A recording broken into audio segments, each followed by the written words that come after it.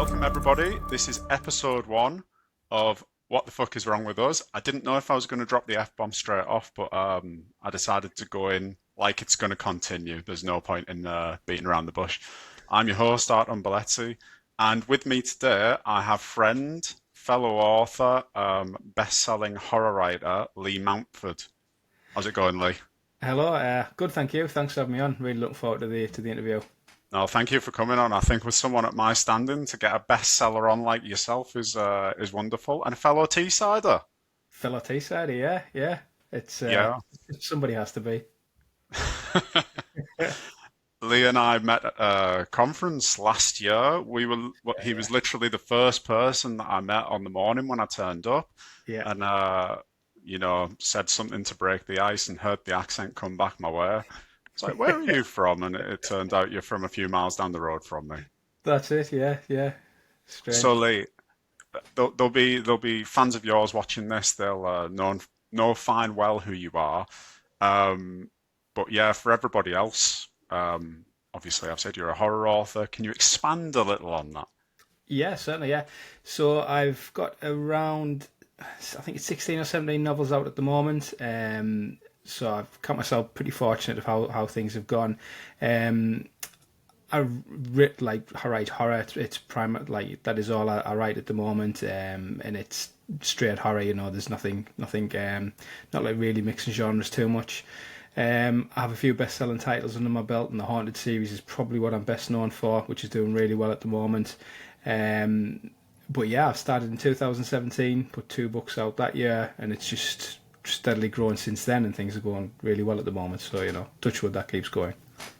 Touchwood indeed. And just to break it down a little bit, people might not realize how big a genre horror is, a massive diverse genre. So within horror, what do you actually write? So yeah, you're absolutely right. It's a broad church horror. It's my first love in terms of genre, but it covers quite a lot. So, for example, my first book, Horror in the Woods, that was cannibals in the woods. There's a group of people lost, terrorized by cannibals. Quite heavy on the gore. Then I've done quite a lot of haunted house books, which is possibly my favorite subgenre of horror. I've done monsters in an insane asylum, small town horror, some dark fantasy horror with the Deathborn series.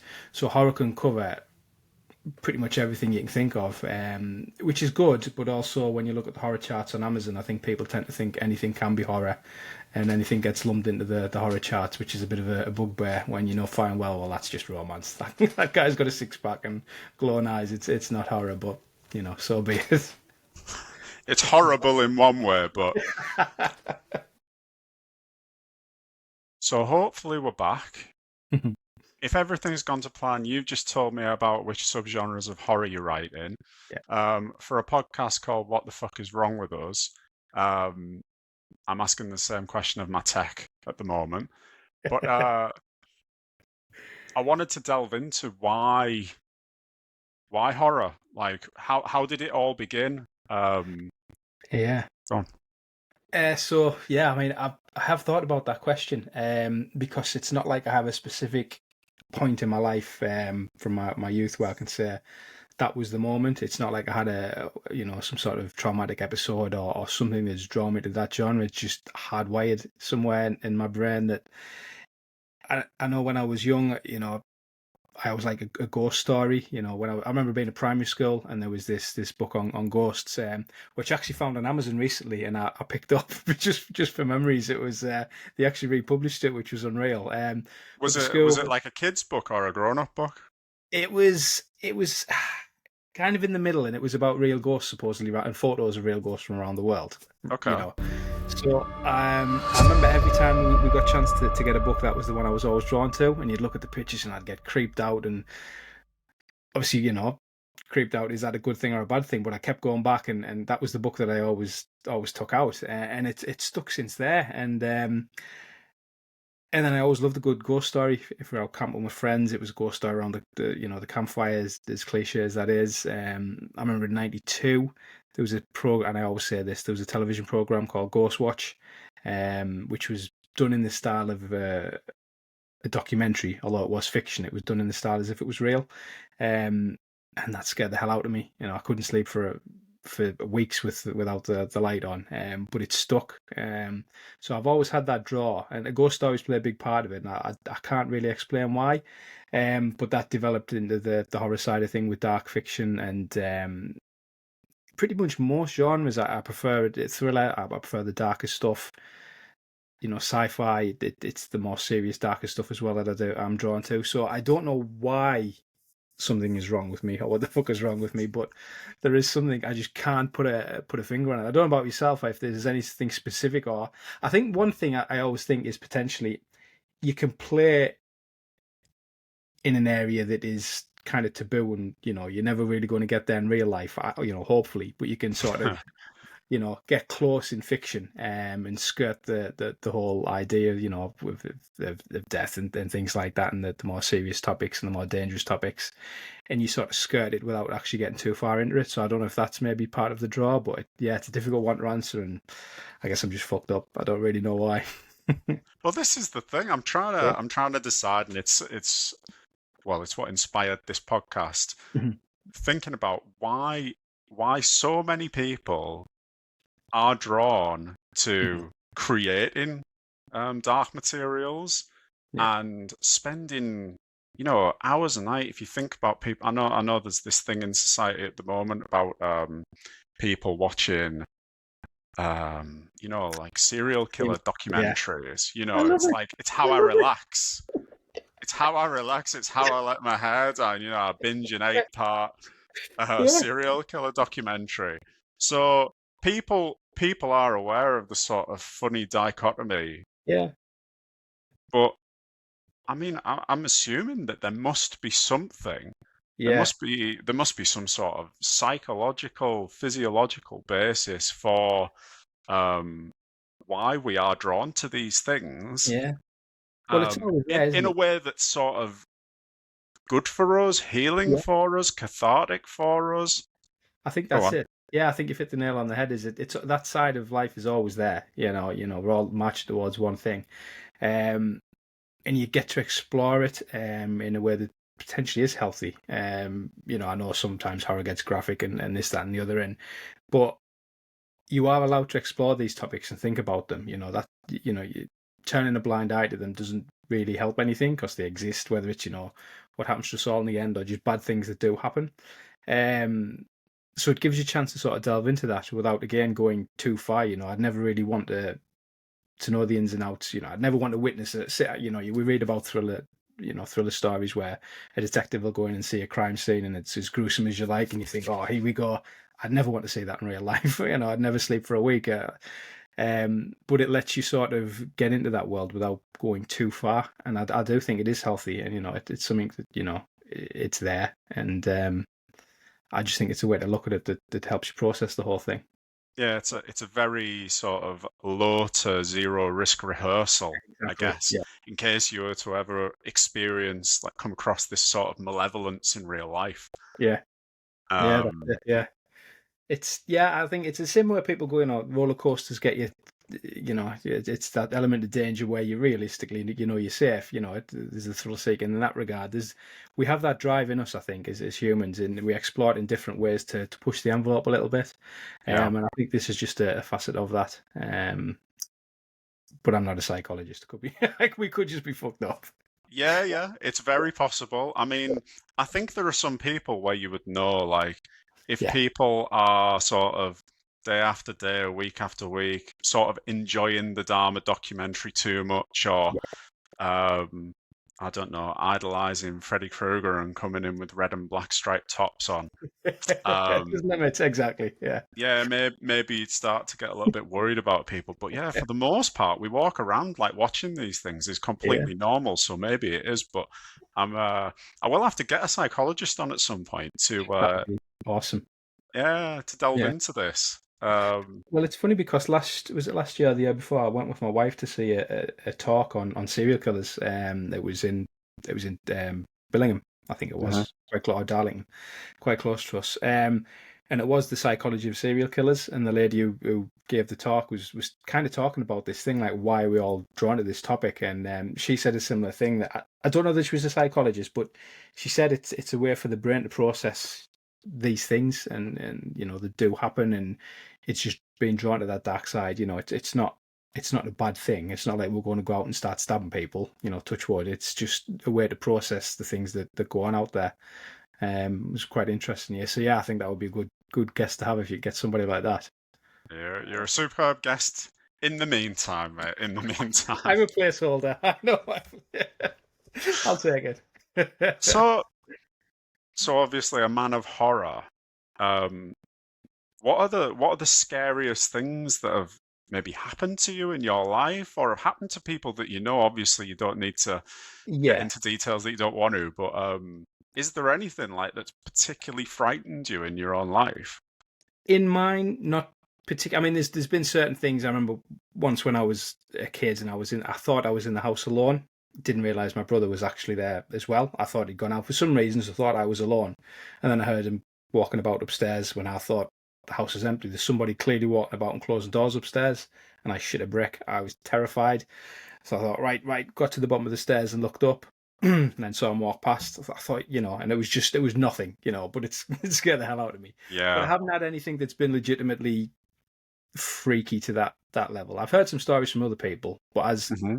pertains to stuff that's happened to me, there's been nothing that's actually you could say I can't explain that, that type of thing. What's the best one that you've heard happen to someone else? There's some that I can't. Yeah, yeah, I, yeah, yeah, yeah. I, Anything that you can. I can, yeah, because I know they wouldn't want me. But there was a guy I used to work with, and he was before he started with the company, he was a student, and he lived in a halls of residence. Um, and the year prior, there was a girl in the 6-room block of that dormitory, if you like, had passed away, and then they were living in it the next year. And he said one night, the I think what he said was basically he heard somebody run down the corridor, knocking on all the doors, but he was stood at the door just as it happened to his, and everybody heard it, and he pulled the door open straight away and put his head out into the dark corridor, and he looked down, and the knocking continued, but there was nobody there, and then other people started like poking their heads out of the room.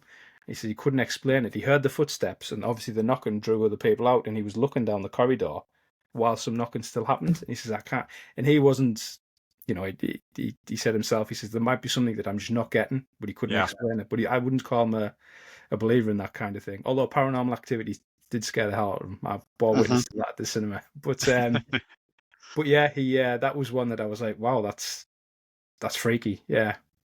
Yeah, stuff like that. When stuff like that happens and you're sort of a non-believer and you have no explanation whatsoever, that must really, really get under your skin.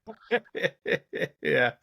You know. That's but yeah, he was adamant. It took a while for him to say it wasn't something he just offered up straight away. It was I think we were talking about stuff like that, and but you knew there was a story there, and I had to coax it out of him, and then he eventually told us. I was like, that's a good one. So yeah, things Hmm. like and I remember my dad has warned me when I was obviously living at home when I was younger. He said to me categorically, if I ever find out that you've been using a Ouija board in the house, I'll kick you out. And I was like, wow, really? And he told me the story when he was young, um, and with his friends, and he was messing about with a Ouija board in, I think it was a friend's house, and all the doors, like off the living room and the cabinet doors, just slowly drifted open at the same time, and the dog sort of, there was a dog there, and it sort of poked its head up and bolted out of the room, and then he swears blind they all shut at the same time, like Oh quite wow. quickly. And he's never touched one since. And terror. And he categorically said, if I ever find out that you've used the Ouija board in the house, I'm like, Dad, it's not real. He says, I'll kick you out. I'm serious. So I never did. I took him seriously on that one. But yeah, he told me that one, and that's always stuck with me. Hmm. Yeah, Yeah, I can't say I've ever had anything that I can think of as sort of possibly supernatural happen to me. yeah, Like in the dark, you sort of think you see a shape, and then you realize it's not anything. yeah, Um, Obviously, yeah, I've heard people telling ghost stories, yeah. but yeah, I can't think that I've had anything directly Mm. happen to me. I think all the scariest stuff has been real, like real life Yes, people, sort of threats of violence. yeah, and that type Um, of thing.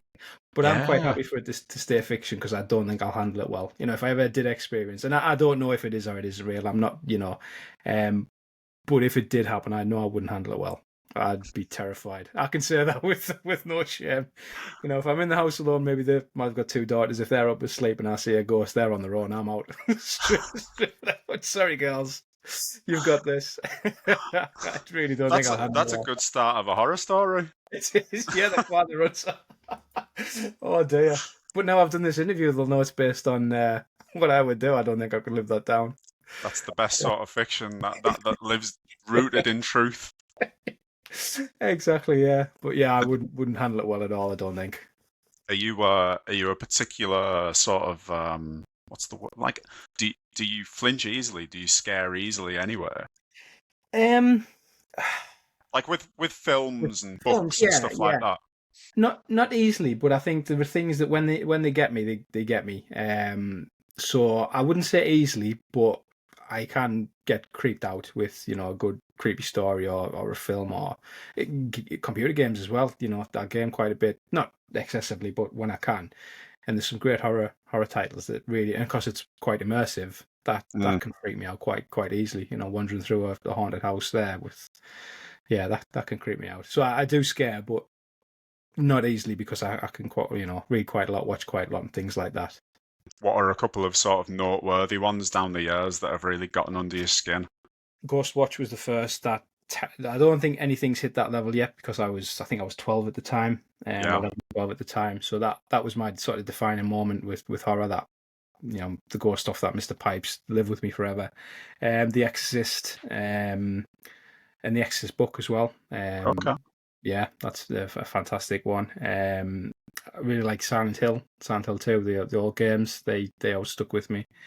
Um, and I'm trying to think things that have freaked me out. Blair Witch Project.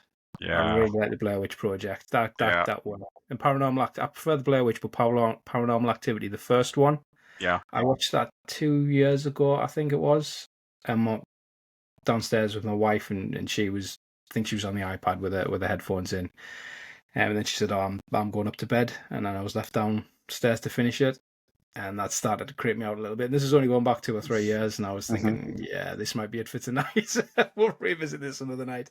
That got under my skin. Yeah, so Yeah, it's a very good film. Do you know the story about that? That they filmed it super low budget, mhm. and I think I'll It was probably be getting the Spielberg. details of this wrong.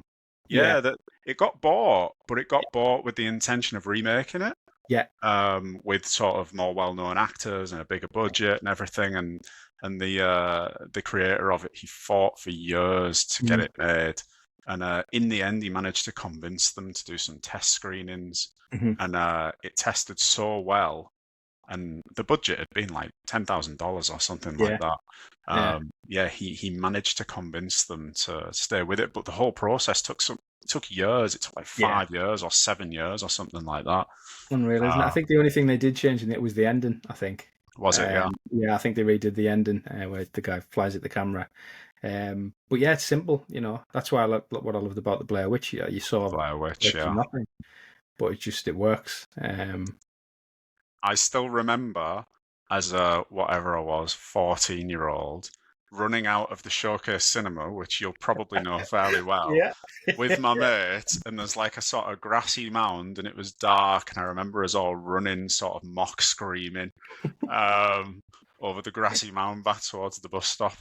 Um, yeah, it's a great horror film. Oh, love it. Yeah, simple, but yeah. And I think one about that is I heard that they did actually have a witch was supposed to be in it. They were supposed to the Right. same where the kids are banging on the tent and the Heather and the others flee and they're running. She at one point she shouts, "What the fuck is that?" And the camera was supposed to whip round to where the witch was stood, but I Hmm. think in the panic the guy with the camera forgot, and they kept going. So they had the witch, and it never even got in shot, and it was never in the film. But I think it works better without. Is Yeah, she screaming, "What the fuck is that?" And you just have no idea what it is. Is it the witch? Is it something different? And that accident, I think, really helped the film. yeah. But yeah, they had the witch all done and ready. I don't know what it looked like, but yeah. Wow. There must be some pictures of that floating I around hope somewhere, so. you'd I've not imagine. been able to find them. Yeah. Yeah. Mm. So, is there anything that for you as a horror author who spends, days and weeks of the year thinking about these things, is there anything that you found too dark? Are there any stories, films, anything that you've been like, oof, that's that's close to the bone, or that's like Yeah. I'm not even bothering going there. There. My palate for gore has dropped as I've gotten older. Uh-huh. I write it fine. My first novel, Horror in the Woods, it's about cannibals. I thought, well, you've got to have cannibals doing what cannibals do. So I Yeah. had a quite intense scene there. Tormented Netherwell Horror have some pretty gruesome scenes. I'll find writing it, but watching it in films, I used to be fine with. Now it's a little bit if it gets too much. But like it's got its place. It's I don't have no issue with it. It should never be shunned or anything like that. It's just I Yeah, yeah. think it's maybe a bit much for me. So there's that. I think I did make myself watch most of Human Centipede. I wouldn't watch the other one. That's like, yep, You've not got the box set then, no. I have not. No, it's and again, not gonna. It's done really well, and fantastic that it's out there. It's just not for me. Um, and I think is it this? I've heard of one called a Serbian film, which I think I'd struggle with. I wouldn't go near that for what that it should. I think it's to do with brutality with kids and that type of thing. And I have in some of my stories, if the stuff ever happens to a kid, usually in a backstory, it's never really put in there in any detail. It sort Yeah. of mentions and then that's it. I think my darkest ending was Forest of the Damned, which is probably the one I'm most proud of, and that gets dark, but again, it doesn't go gruesome with the subject matter. So I think things like that and cruelty to animals as well is. And I have one book where there's something happened in the demonic. They find this. Is it a goat that's been hit by a car, and that was about as far as I could go with it. Hmm. But again, I don't think there should be any limits. It's just what people have their own personal tastes. How Yeah, far they yeah, want to yeah. take. Of Yeah, course.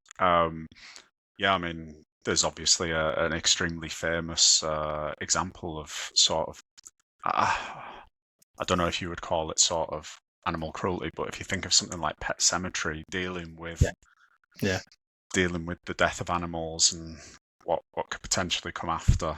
yeah. Um, And then the yeah, kid as so well. They take it. yeah, They yeah, take yeah, it. Yeah, yeah. They get even darker with it, but yeah, yeah, yeah, it's interesting that the la I was looking up.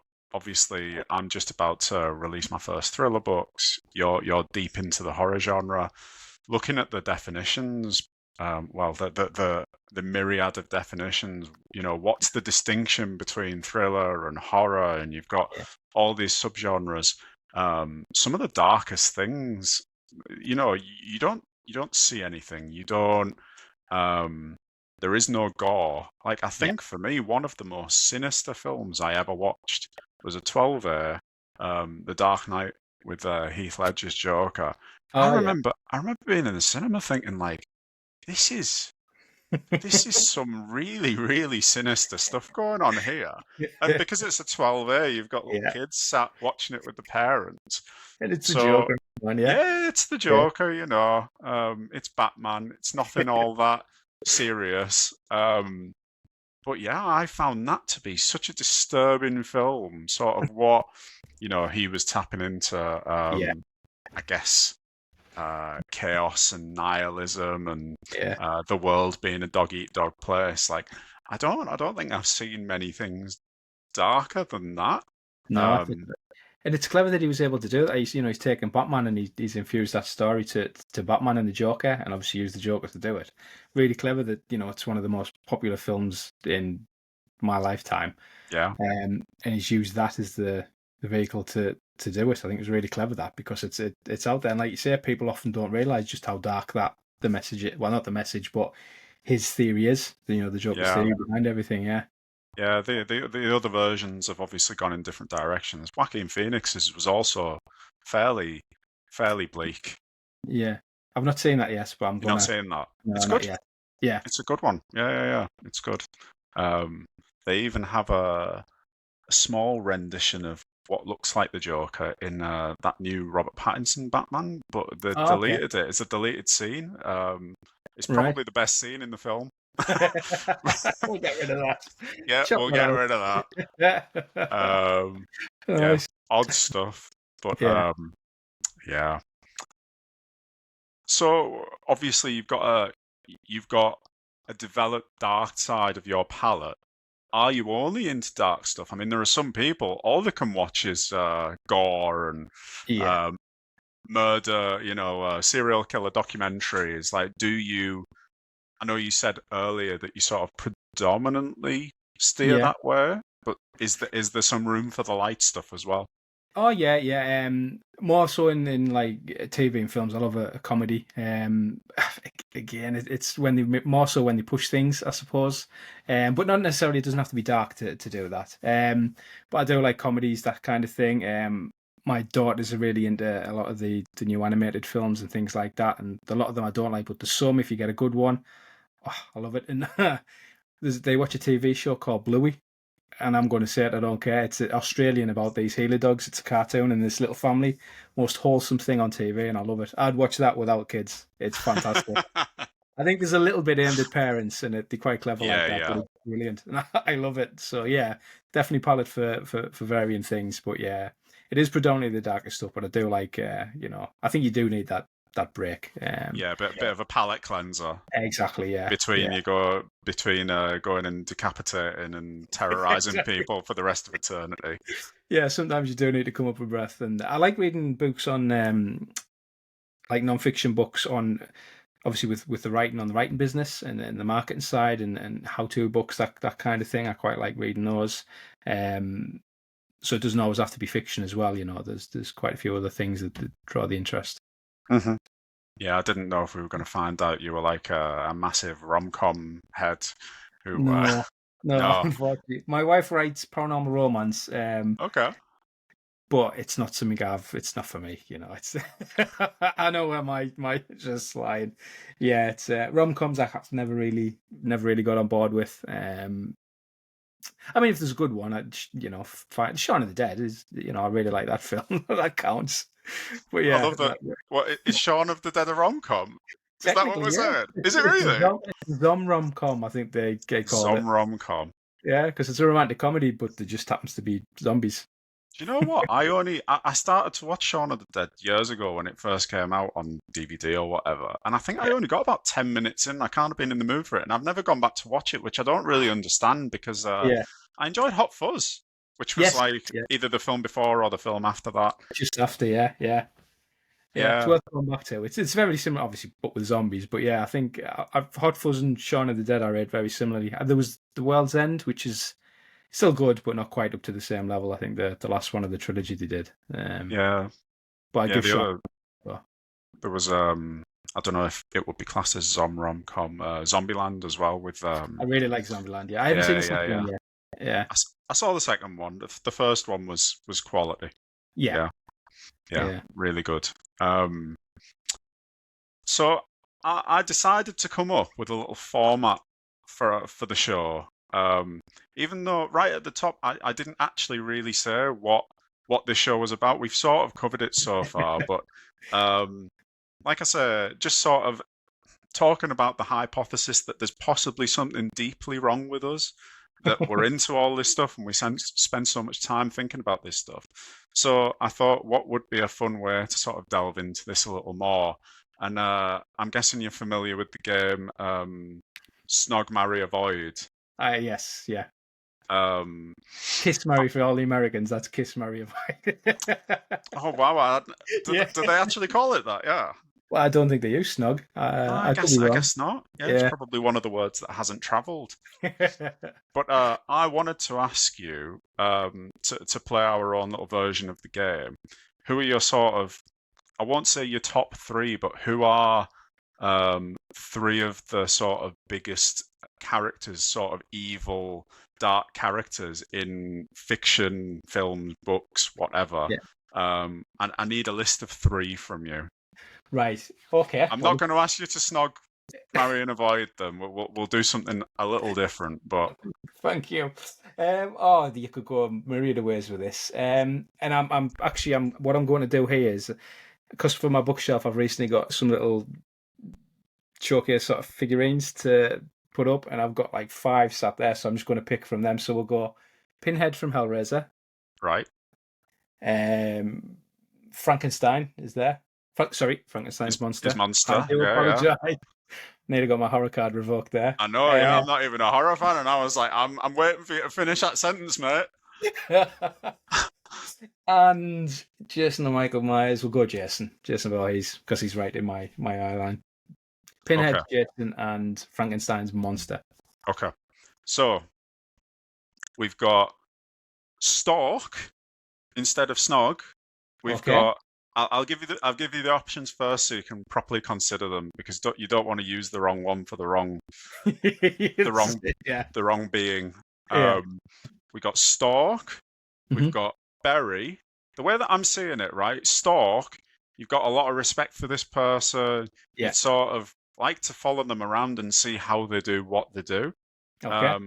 Berry, you would kill them. You would put an end to them, but Mhm. you would do it in a respectful way. You would leave a body so that there could be a proper service and people Yeah. could mourn respectfully. And then instead of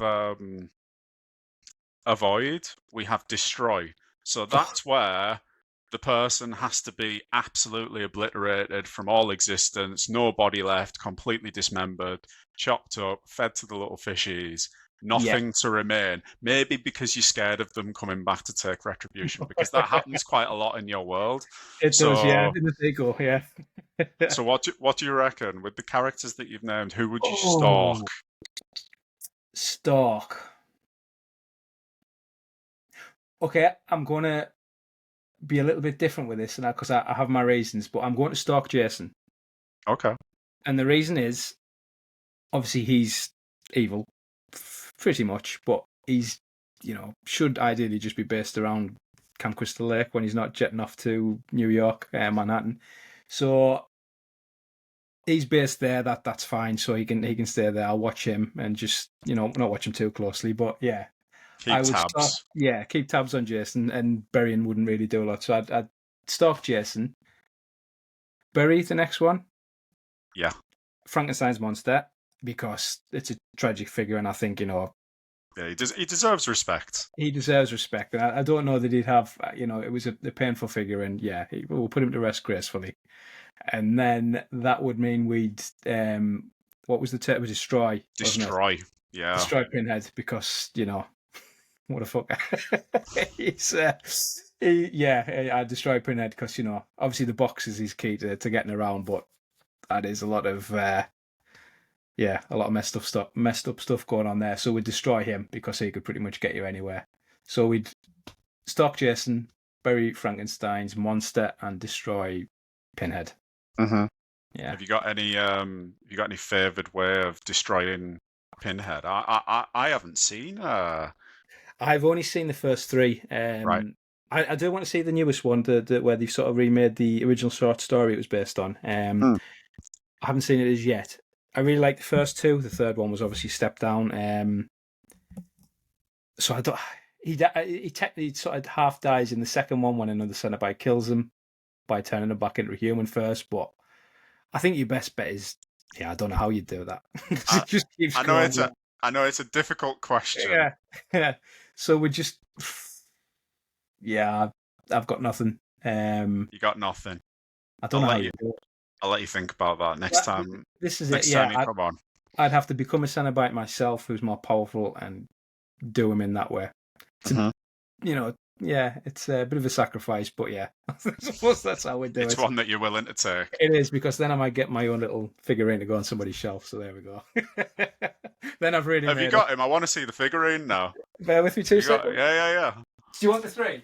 No, just I mean, you can bring the 3 if you want, but just Right, I'm going to have to be careful, because he's got his little box as well.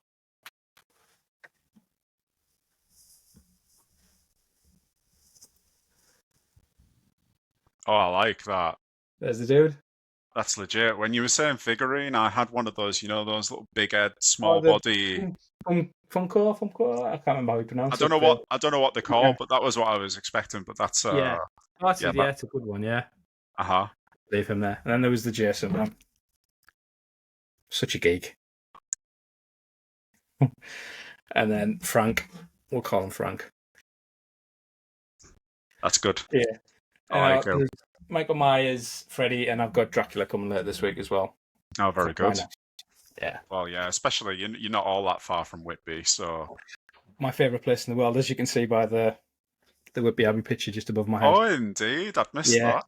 Yeah. It's my favourite place in the world, Whitby. Absolutely love it. Yeah. Uh-huh. Yeah, I haven't been for a little while. I need to Oh, get it. very I'm nice. going to go there soon now that you mentioned it. I might try and get this weekend. So stretching the grey matter to think about how you would do pinheading. Mhm. What what are your sort of favorite methods of terrorization and death that you've seen? Maybe you've created them. I don't know. Are there any particular ones that sort of stick in your head? Like I'll lead the way with an example. I don't think the character died, but it looked like the most excruciating thing that I can maybe remember seeing. Have you seen Saw 2? Yes, that was where yeah, I've seen 1 and 2. Yes, yeah. Yeah, there's a character who ends up falling into a pit of hypodermic Yes. syringes. She lives, I think. Yeah. She lives, yeah. I'm pretty She's a sure she killer, I think. lives. I'm pretty sure she's a killer in the Possibly, end. yeah. Yeah. In one of the films, Yes, yeah. in one Yeah, of the the film. films, yeah, Yeah. probably. That's just Yeah. law of averages. But yeah, I remember seeing that and just like every part of me winced. Yeah. So yeah, is there anything that sticks in your mind as sort of I say favorite, like favorite in terms Most of like memorable. most creative, almost made you laugh at how creative it was, or like most viscerally terrifying. Um, there's one kill in a film that really makes me laugh. And it's not horror. It's a comic book film. It was Punisher Warzone. Not a lot of people saw it. I think it was 2008. And I love the character, the Punisher growing up, which was a dark, dark character. Yeah, But it was I back think I've when, seen it. I think yeah, I've and seen it. Casino Royale was out at the time, and there was a big thing about parkour and the free running. There's people Right. jumping over buildings, and there's this one guy takes a run up and he jumps over a building, do a sideways somersault, and then you just see this rocket fly into view and blow him up midair. I was howling in the cinema because it was I was deliberately stupid, but I thought that is fantastic. Mwah. Uh-huh. Chef's kiss. With regards to, I think the end of Hellraiser, where it's Frank when he's in these the dad's skin, if you like, and all the hooks going through and sort of pulling them apart. That's quite a iconic scene and quite shocking, especially for its time. I'm thinking. In my own fiction, I pull a lot of people's heads off. there's a lot of heads get ripped off. It's a bit of a, yeah. I need to maybe change things up a little bit. I picture you just sitting there with all those figures now. Is this why all the new ones are coming? Is this how you de-stress at night? You just Got a sit lot of there and heads on the pull. floor. Not human heads, just figureheads. Yeah. Uh-huh. Well, I think Horror in the Woods is my first book where there was cannibals going to town and doing what they do. I really tried to push the board out with that scene, and the guy gets his leg hacked off at first, and they have to put a tourniquet around it to stop him bleeding out, and then they picking him apart, trying to keep him alive as long as he can, pluck an eye out. That really went, pushed it quite far. There's a scene in Tormented, which is probably worse, but it would take a lifetime to explain why it happens. But yeah, so there's a couple of scenes where I can really push the board out. But yeah, I think Horror in the Woods, that one where the cannibals go to town, I think that's probably my favourite. And it was my first book as well, but my favourite kill, I think, was poor Craig. Spoilers, but yeah, he when he gets his, that's I think that's my favourite. Yeah. Eyeballs plucked out. That's Yeah, just why not? yeah, Yeah. why not indeed? Yeah. Oh, um, I hope I'm. my parents don't watch this. You listen to this. Hey mate, you're making a living as an author writing this stuff. It shouldn't be a shock to them. Yeah. It's got to come from Yeah. somewhere, so I'll blame them. Do you reckon they're going to be sat there after this going, what the fuck What have we did we done? do to him? Yeah. Well, that's it. I'll just blame them. So yeah. Yeah, maybe your dad banning the Ouija boards is part of what led to this Yes. fascination. Yeah. Like the whole taboo thing, thinking, oh yeah, right, I'm going to explore that. Yeah, Hmm. maybe. It is his fault, yeah. I'm going to call him after this and tell him. It's it's all your fault. You've It'll got be some, like a reverse Goodwill Hunting. yeah, you've got some explaining to do. Um, so over the last few days, we put a question out to our audiences, um, just to see if they had anything that they'd like to ask you. So I've got a few lined up. We've got Caroline asked, "Do you ever frighten yourself with what you come up with?" Sometimes I can. If I'm writing late at night and it's a particularly creepy scene, some scenes I've written where the family's gone to bed, I'll be downstairs at the table on my own, and just the light on and dark outside. And if you're getting into a creepy scene there and everything's quiet, that's quite easy to freak myself out a little bit. There was a few Hmm. scenes in Forest of the Damned and some of the haunted series where that's quite happened quite a few times. During the daytime, I'm usually okay Hmm. with lots going on. But it has happened, yeah. Especially when I'm writing late at night. That's an easy time to freak myself out, yeah. And it tends to be if I'm writing, ghosts or hauntings or that type of thing where it's not full on. It's in the corner of your eye type thing because Yeah, that's the stuff that'll do it. yeah, Yeah. it's the sort of suspense. Yes. Yeah, Yeah. that does you If I'm more. writing about someone coming after you with an axe, well, I know that's not happening. So yeah, we're okay.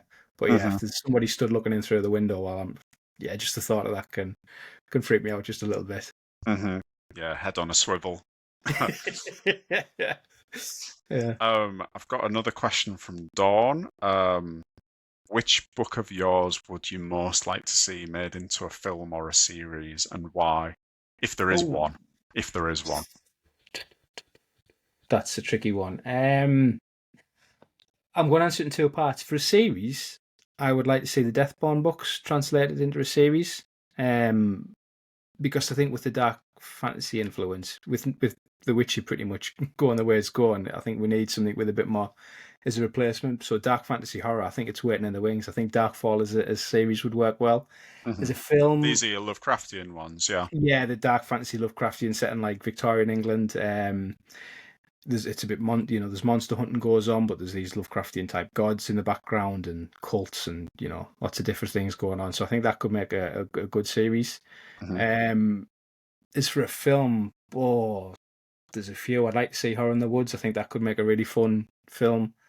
The Haunted books. The thing with the Haunted books is obviously it's a long series, so then I'd be worried that if the first one was done and it was really successful, you've got 9 books to go up, but that's 9 films to kick the ass out of a series, and it's like, yeah, are we really going to overdo it?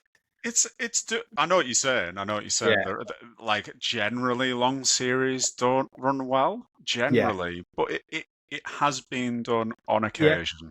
yeah. I I point to the best long series I've seen, and maybe this is just my taste, but the Rocky films, Yeah, yeah, right until this sort of very latest Creed 3 was just out, which I yeah, thought was like a step down from the other 8 or so films that came before. yeah.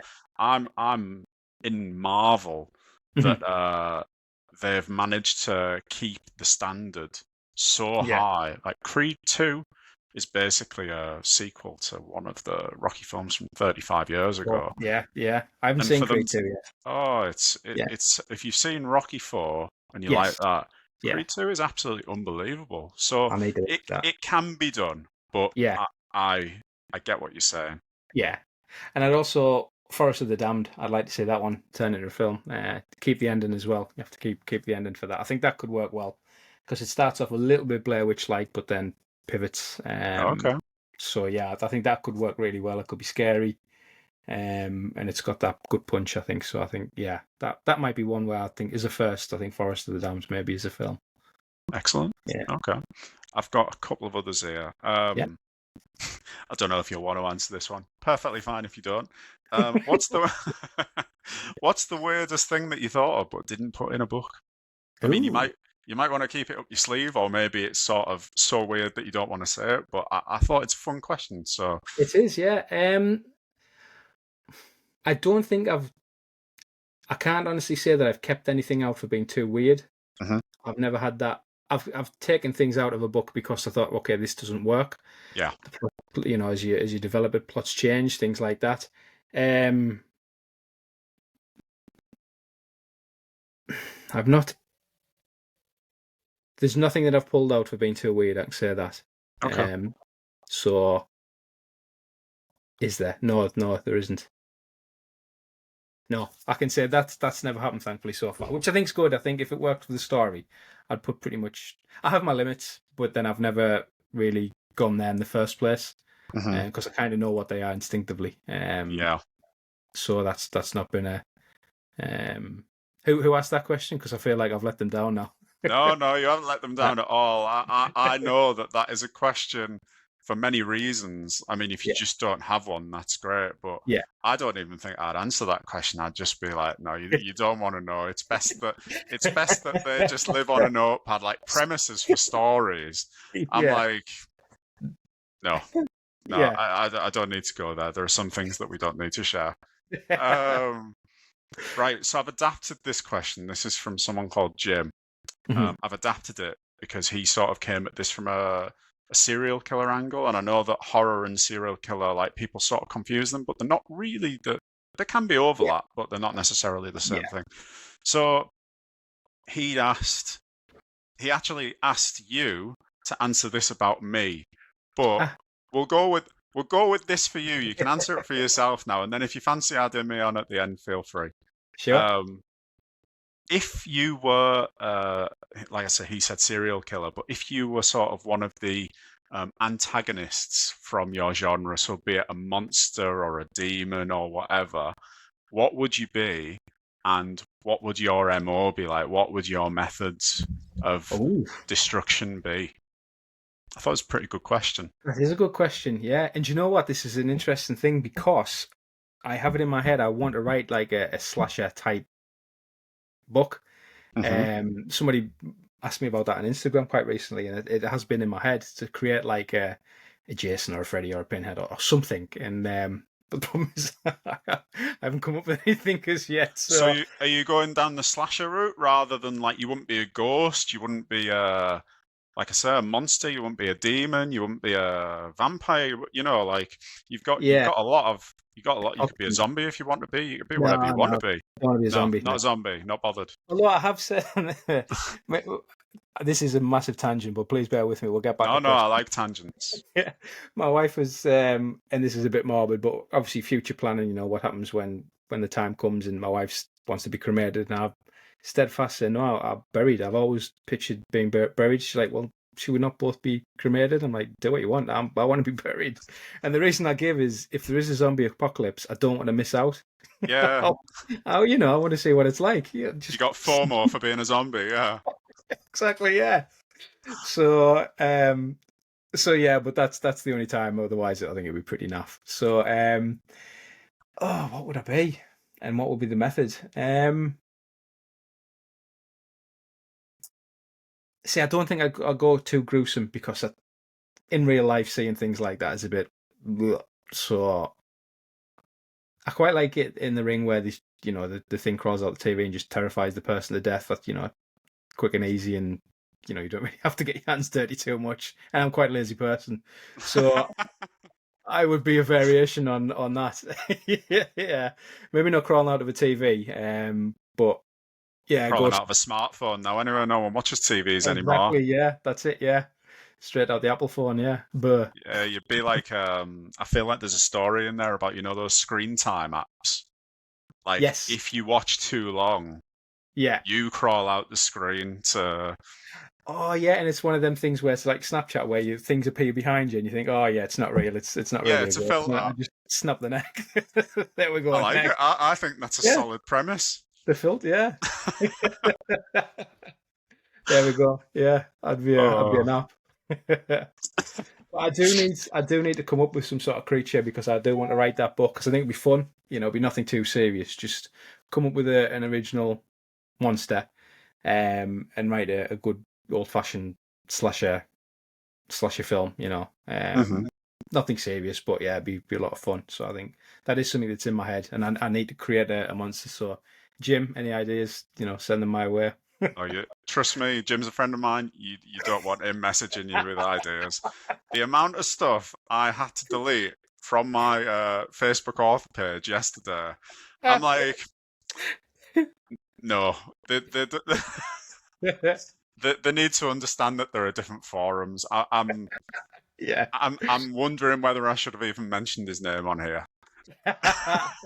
So how was the question adapted to you? What was the original question? Or he was just saying if I was a serial killer, So how would you yeah, do it then? Yeah. yeah, like what would your opinion of me be doing that? Oh, So right. yeah, what would my MO be like? Yeah. Right. Okay. What would it be? Now, because and I'm not going to give too much away, but I know some of the ideas you have for stories that you want to write. So I think Mhm. it will be something quite refined. I think you maybe like an injection of some kind of poison. Okay. I think something like that nature. In fact, that will be a good one for me. Like it's a bit too close to reality, isn't it, with Harold Shipman? But yeah, there could be that type of thing, yeah. And he did it, so. But yeah, I think something like that, yeah. Um, No, yeah, I like that. Not getting too again, like not getting your hands too dirty. yeah. But I must admit, a few months ago, I had to go to A&E, and they went to take some blood from me, Ah, and I'm fine with getting yeah, blood taken, no problem at all. She's like, oh, just take some out your hand, no problem. I just look away. I don't particularly like looking at it, and the pain goes on for like quite a while. You get like a sharp scratch, yeah. and I'm waiting, still sort of hurting. And she's like, oh yeah, done now. And I look back and they put a catheter in my hand, which just wasn't a catheter. Is that the right? Yeah, I Yeah, think so, that's the yeah. right word. Yeah. No, catheter's like catheters for your bladder, isn't it? Have I got the wrong word? You The know way what they I draw, mean? Where they put yeah, like yeah, a stent in that they can keep yeah, using. I, yeah, I might have the yeah, wrong word, but anyway. yeah. So yeah, I'm looking at this thing in my hand, and the shock of seeing it in my hand, I blacked out for the first time in my life. I How sort long, of yeah, got really, really hot, and I yeah. went, and my girlfriend who was in with me, she basically flaked too. So everyone Wow, was just flaking out for this little thing in my hand. So yeah. um, yeah, I might need to get more comfortable with the old veins before I'm going around injecting people. But something I can work up to That's it, yeah. potentially. Actually, You yeah, know, saying that, because the thing in Saw 2 was the thing that got you, wasn't it, with the the hypodermic needle? hypodermic needles, yeah. Oh, So yeah. maybe I can learn to. This is Face like your an fear. evolution for me. Yeah, Face your fear by slaying a bunch of people. yeah. We've all got to have things to aim for. Yeah, and you could Oh, mix it up. Like if you have needles for fingers, I don't know how you're going to do this, but if you wanted to, take it down a weird monster type route, and yeah. That's there you sort of go. like Like Freddy, Freddy. Yeah, a yeah, bit like Freddy or Edward Scissorhands yeah, or Edward Needle. yeah, Yeah, there Art you on go. Needle Hands. Yeah, I like that. Hollywood. Why isn't Hollywood calling with ideas like these? I don't know, mate. I don't know. Maybe they'll see this here and be knocking my door down tomorrow. Um, so obviously that's next for me. Yeah. What are you working on now? Like what So are you working on that you will happily divulge a little bit of? no, that's fine. Yeah. So at the moment, this year I'm going to finish the Haunted series. So there'll be 9 books in total. So the first 7 are currently out. The seventh book was July, I think. The next book, Catacombs Book 8, will be September or October. So the And cover for ideally, that's looking very nice. yeah, thank you. Yeah. And Mhm. then the last book, and I haven't shown the cover for this yet for good reason, but the last book will be out in December. That's going to be called End of Days, Haunted End of Days. And yeah, aiming for December for that. And then next year, I plan on putting 3 books out minimum. One will be another in the Darkfall series, but I want to do 2 that's standalone stories. Okay. Because I've done series, I've done standalones and series, and I love series, really getting into the nitty gritty. But after the long run at the moment, I need a few just quick hit standalones, just to cleanse the palate a little bit before coming up with a new idea for a longer form story. And what you don't have to tell me what it is because I know like when ideas are sort of embryonic, like I don't like to talk about them. But do you know what any of those standalones are going to be yet? I've got ideas, yeah. So I've got one that's kind of a front runner at the moment, where Like I said, don't. Don't go too don't say far. Yeah, anything you don't want to say because you can't yeah, take that back. yeah.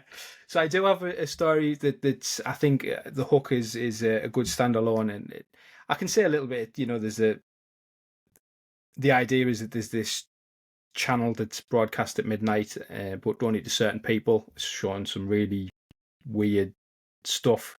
That a guy wakes up and his TV's on and he goes down and there's this channel that he can't switch off and he doesn't know why it's there. He unplugs the TV and it's still playing and it's showing some really, really weird stuff. I like it. The Midnight Channel. So that's something I'm working on. I won't say too much more, but that is a hook. I think that, yeah, that could, I can even see the cover and things like that. So that's in my head. I'd like to do the slasher one. There's something a bit more, I say light-hearted when it's going to be gruesome, but something fun, yeah.